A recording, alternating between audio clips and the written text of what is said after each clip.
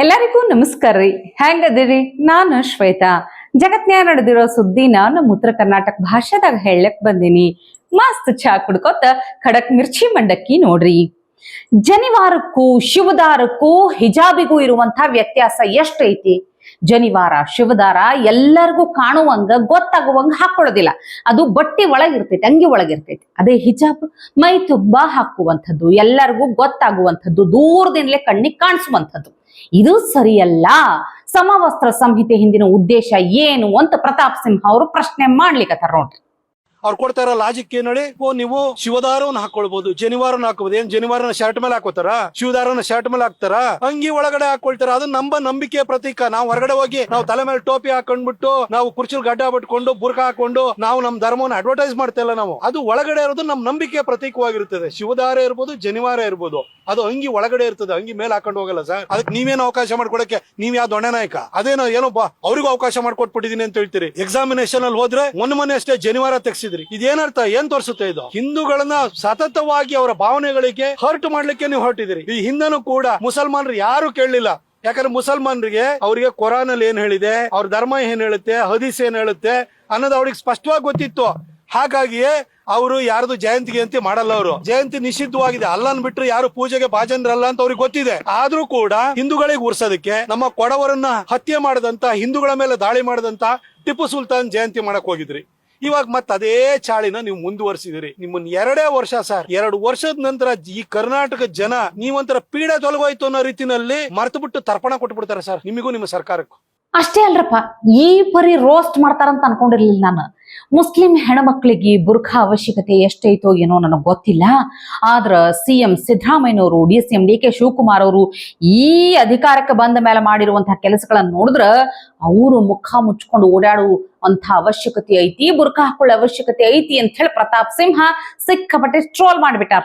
ಆದ್ರೆ ನಾನು ಮಾನ್ಯ ಮುಖ್ಯಮಂತ್ರಿ ಸಿದ್ದರಾಮಯ್ಯನವರಿಗೆ ಒಂದ್ ಮಾತು ಹೇಳಲಿಕ್ಕೆ ಬಯಸ್ತೀನಿ. ಮುಸಲ್ಮಾನ ಹೆಣ್ಣು ಮಕ್ಕಳಿಗೆ, ಮಹಿಳೆಯರಿಗೆ ಬುರ್ಕಾದ ಅಗತ್ಯ ಇದೆಯೋ ಇಲ್ವೋ ಗೊತ್ತಿಲ್ಲ.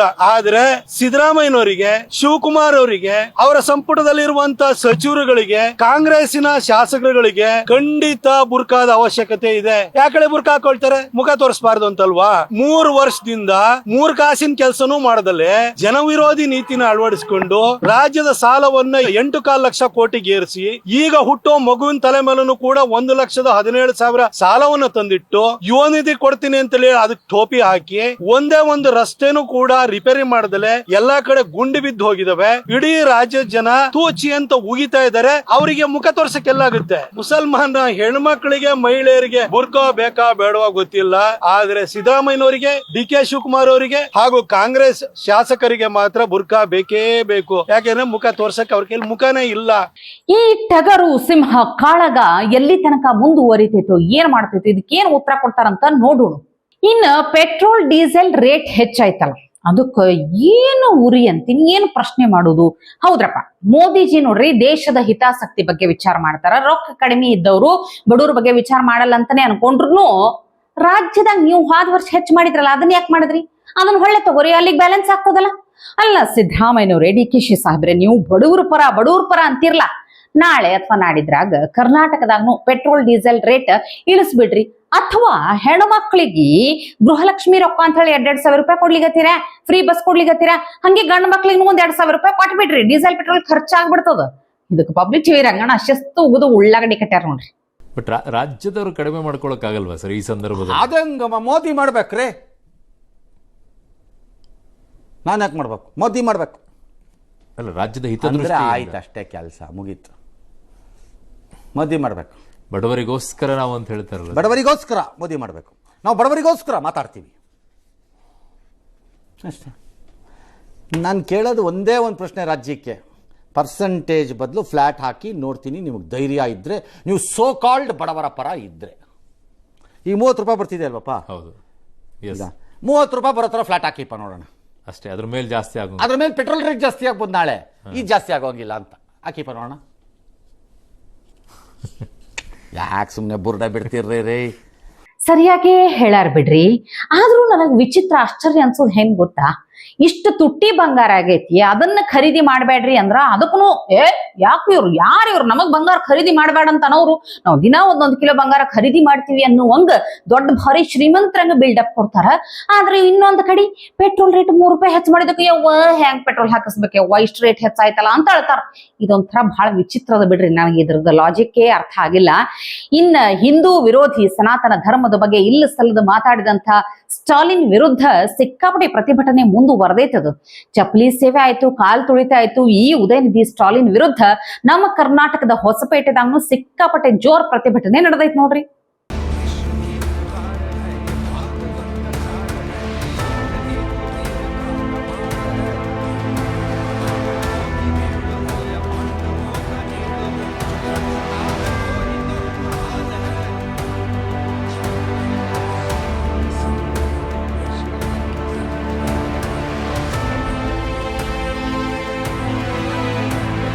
ಈ ಸ್ಟಾಲಿನ್ ವಿರುದ್ಧದ ಪ್ರತಿಭಟನೆ ಇಲ್ಲಿಗೆ ಮುಗ್ದಿಲ್ರಪ್ಪ. ಭಯಾನಕ ಅಂದ್ರೆ ಏನಂದ್ರ ಪಿಂಡ ಪ್ರದಾನ ಸಹಿತ ಮಾಡ್ಲಿಕ್ಕತ್ತಾರ ಅಂದ್ರೆ ಇದು ತಿಳ್ಕೊಂಡ್ಬಿಡ್ರಿ ನೀವು. ಎಷ್ಟು ರೊಚ್ಚಿಗೆದ್ದಿರ್ಬೇಕು, ಎಷ್ಟು ಸಿಟ್ಟಿಗೆದ್ದಿರ್ಬೇಕು. ಹಿಂದೂ ಪರ ಸಂಘಟನೆ ಕಾರ್ಯಕರ್ತರು ಸ್ಟಾಲಿನ್ ವಿರುದ್ಧ ತರಹೇವಾರಿ ಪ್ರತಿಭಟನೆ ಮಾಡ್ಲಿಕ್ಕತ್ತಾರ.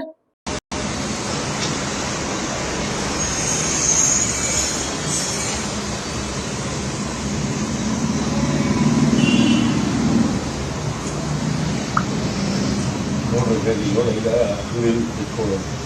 ಹಳೆ ಕಸ್ಟಮರ್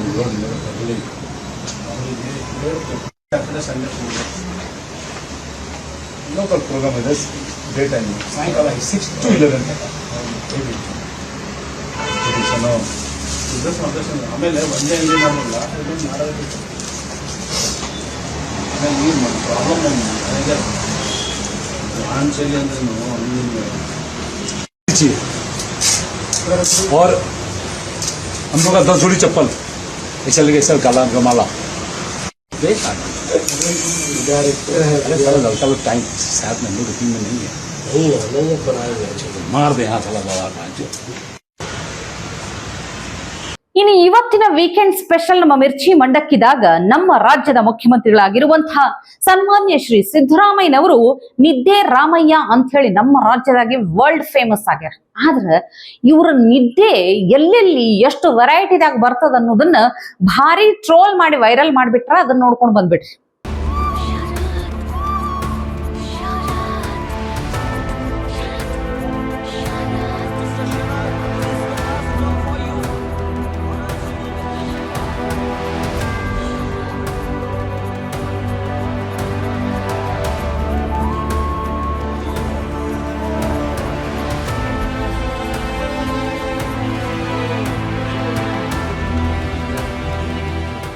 ಇವತ್ತಿಗೆ ಸುದ್ದಿ ಸಾಕಲ್ಲ, ನಾಳೆ ಇಂಥವೇ ಮತ್ತೊಂದಷ್ಟು ಸುದ್ದಿ ತರ್ತೀನಿ. ಚಾ ಇಟ್ಕೊಂಡು ಮಿರ್ಚಿ ಮಂಡಕ್ಕಿ ನೋಡ್ಲಿಕ್ಕೆ ಕಾಯ್ಕೊಂಡಿರ್ರಿ. ಟಿವಿ ವಿಕ್ರಮ, ದೇಶ ನಿಮ್ಮ ಕೈಯಲ್ಲಿ. ಈ ಕಾರ್ಯಕ್ರಮ ನಿಮಗೆ ಇಷ್ಟ ಆಗಿದ್ದಲ್ಲಿ ಲೈಕ್, ಶೇರ್ ಹಾಗೂ ಕಮೆಂಟ್ ಮಾಡಿ. ಟಿವಿ ವಿಕ್ರಮದ ಕಾರ್ಯಕ್ರಮಗಳನ್ನು ನಿರಂತರವಾಗಿ ವೀಕ್ಷಿಸಲು ಸಬ್ಸ್ಕ್ರೈಬ್ ಮಾಡಿ, ಬೆಲ್ ಐಕನ್ ಒತ್ತಿ.